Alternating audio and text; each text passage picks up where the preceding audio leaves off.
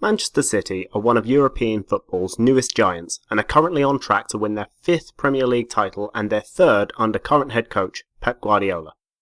This will also be their first Premier League title where the bulk of their goals haven't come from elite striker and Manchester City icon Sergio Aguero.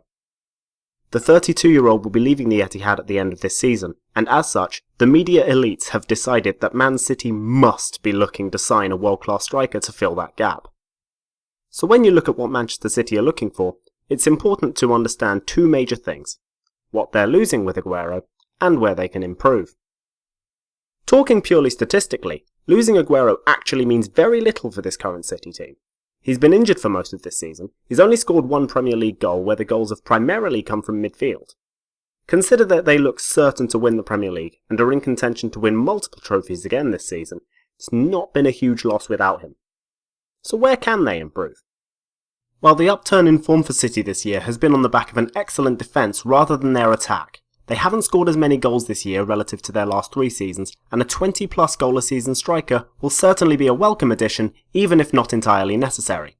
The most heavily rumoured players to sign for the club are Harry Kane and Erling Haaland. So who should City sign? According to Fabrizio Romano, one of the world's most reliable journalists when it comes to transfer speculation, Haaland's agent, Mino Raiola, will be holding talks with 5 top clubs this summer, and Manchester City are expected to be one of them. Haaland does have a previous connection with Man City too, as his father spent 3 years with the club in the early 2000s. What Erling Haaland wants specifically for his next move is unclear. His decision is unlikely to rest on a team's chances of trophies, as every club interested in him will likely win trophies whether they sign him or not. And if he's looking primarily to earn as much money as possible, then a club like Man City will likely be in a strong position to sign him. Harry Kane's motivations to find a new club are much clearer. The 27-year-old is one of the best strikers in the world, but has no silverware to show for it so far in his career. He will have a chance at the League Cup final to win a trophy, but Tottenham's chances of winning league titles and Champions League titles seem significantly lower than other clubs rumoured to be interested in signing the striker. Manchester City have won more trophies in the last 10 years than every other English club, most of these trophies coming under the leadership of current boss Pep Guardiola. Kane would likely be very tempted to sign for the citizens on that basis alone. Borussia Dortmund are an anomaly as far as their transfer business goes. They are undoubtedly a top European football club, but they do frequently sell their top stars when other big clubs come knocking. They've sold Götze, Hummels, and Lewandowski all to Bayern Munich, Aubameyang to Arsenal, and Mkhitaryan to Manchester United all in the last 10 years, as well as selling some of their young promising prospects like Pulisic and Dembele to Chelsea and Barcelona respectively. They are effectively a selling club, which would indicate that Haaland will surely leave eventually, and therefore the question really is how much Dortmund can get for a transfer fee. Reports have suggested that Haaland will have a €75 million release clause that will be active from June 2022, but any club wishing to buy him this summer will likely have to pay significantly more than that. Tottenham are an entirely different animal in the transfer window. Release clauses for players in England is a lot rarer than in other countries, and the fees can often become very inflated for a variety of reasons. Furthermore, Tottenham chairman Daniel Levy has earned a reputation for being a tough negotiator, with former Man United boss Sir Alex Ferguson stating that negotiating with Levy was more painful than his hip replacement when trying to sign Dimitar Berbatov in 2008.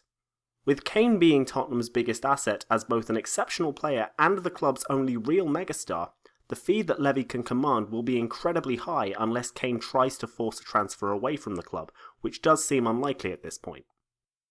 From a tactical perspective, the choice between Haaland and Kane might not seem too different at first glance. Both players are excellent finishers and generally do their best work inside the penalty box, but there are differences. Haaland is a much more athletic player, who uses quick decisive movement to get on the end of moves rather than dropping deep. He holds up the ball well and plays a fairly short, simple passing game, perhaps at the expense of a little creativity. Kane, especially this season, is a much more creative threat. His number of assists has increased significantly, and his partnership with Son has added more to his game than just being a great goalscorer. He's also a proven aerial threat, a long shot specialist, and a natural leader. Now, Pep Guardiola is known to want his strikers to press hard and high. have excellent ability on the ball, and naturally to score goals.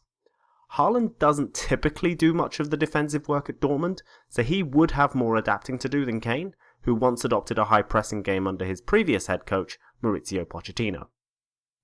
So Kane does appear to be the better option tactically for Man City, but he is 7 years older than Haaland, and Man City have shown that they don't need to make massive changes.